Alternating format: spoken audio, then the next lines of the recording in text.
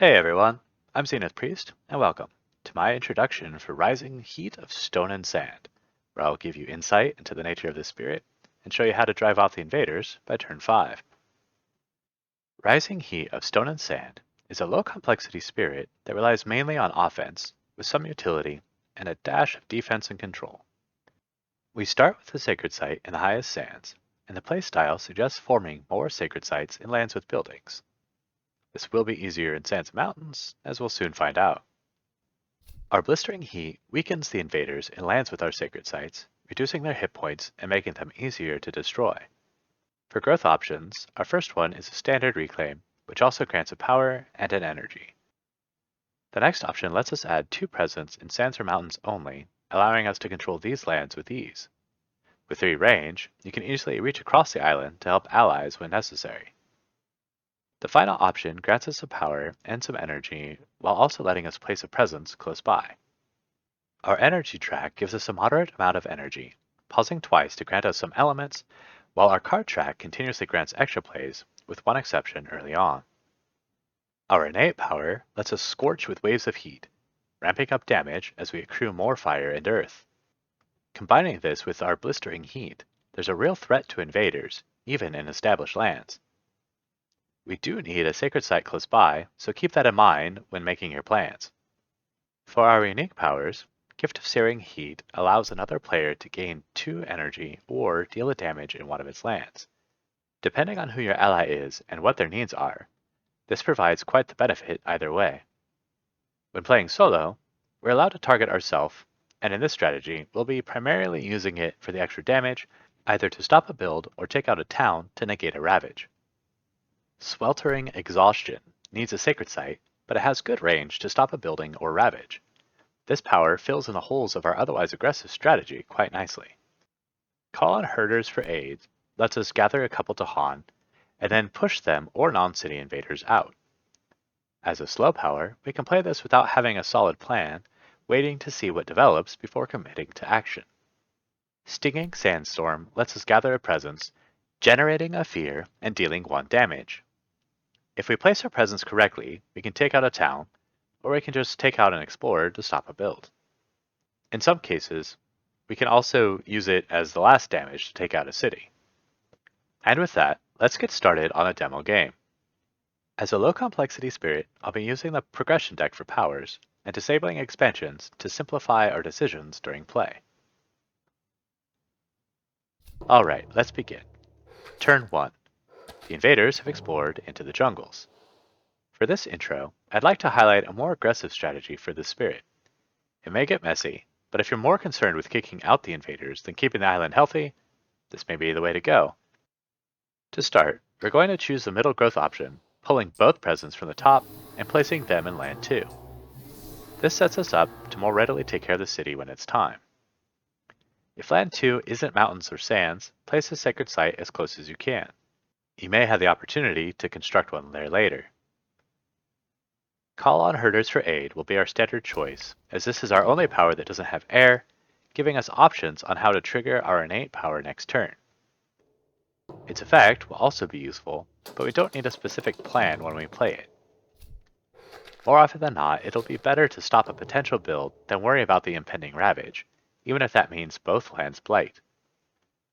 When one of the lands ravaging will blight Cascade, as is our case, instead push those invaders into a sacred site. Turn 2. We're in a pretty good position, so let's take the second growth option again to expand our potential, opening up more energy and a second card play. Look for where your presence may be necessary, but most times anywhere should be fine.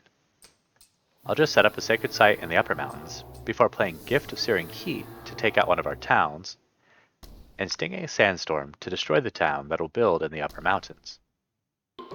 You could also use Gift to stop the mountain from building altogether, using the Sandstorm and the first tier of our innate power to potentially stop the next wave of invaders entirely. During the ravage, the middle jungle is cleared, while the upper jungle will blight before the town is destroyed. Both mountains will build, and the invaders venture out into the sands. On the slow phase, we want to stop one of the sands with our innate power, so let's take out the one where we don't have presence. Stinging Sandstorm will destroy the higher mountain town, earning our first fear card. Turn 3. Sweltering Exhaustion is sufficient to halt the ravage in the coastal mountains, so we don't have to worry about reclaiming just yet, allowing us to grab the extra benefits of the last option. The progression deck grants us Visions of Fiery Doom, generating 2 fear for us and pushing a non-city invader at range 0. Without the progression deck, we're sitting on enough energy to start looking for a major power, if you don't mind forgetting one of your unique powers. Whether you choose minor or major, look for fire and earth to keep your innate power online. Back to the game, let's open up another fire element, place the presence in the upper wetlands, and play the cards we have left.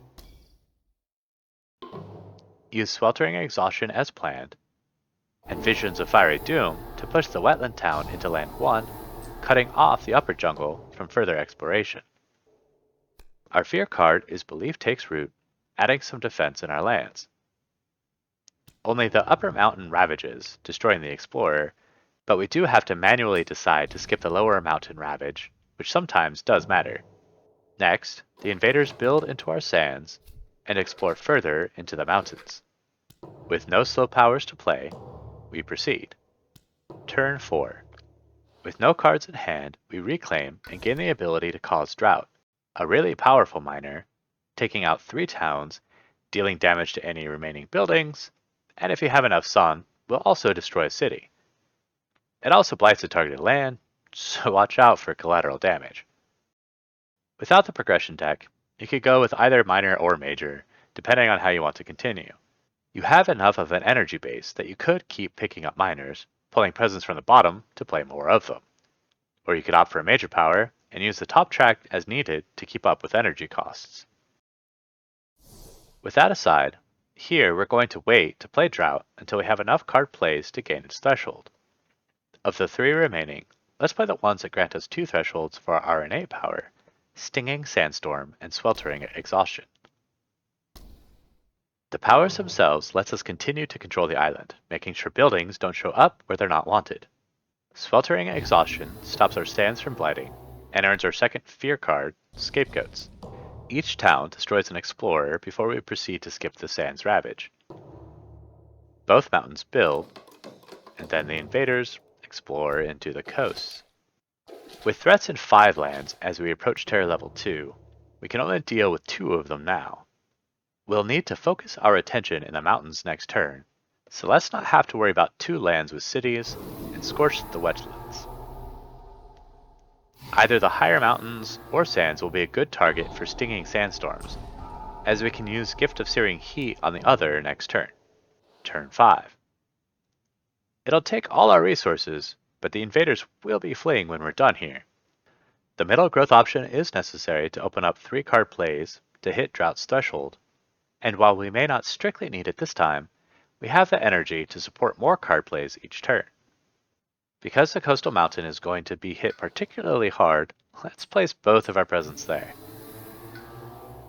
Then play all our sun powers before proceeding to the fast phase.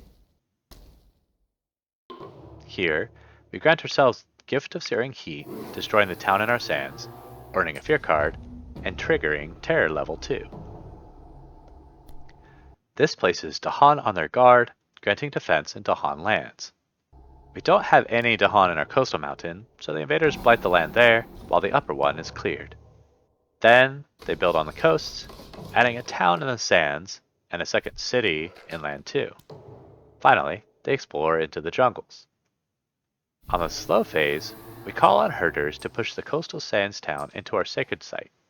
The explorer is optional. Scorching the mountains destroys both the cities, leaving Drought to destroy the remaining towns. Victory, at the cost of blighting the island. Some final thoughts on Rising Heat of Stone and Sand. Mind your sacred sites. With Stinging Sandstorm, you get to move your presence around. Just make sure the timing is correct, or you may move too far away to use your innate power where you want it. Along the same lines, consider where you could make a sacred site, making the most of your special rule with any damage-dealing powers you have planned. As mentioned in the beginning, this strategy is more about driving off the invaders than protecting the island. There are safer ways, and maybe I'll highlight one in a future video. Finally, we do need to rely on Gift of Searing Heat from time to time, which only works when playing solo. With allies, be careful not to overreach. Alright everyone, that's all I've got this time. Hope you gained some insight, and good luck in your next games.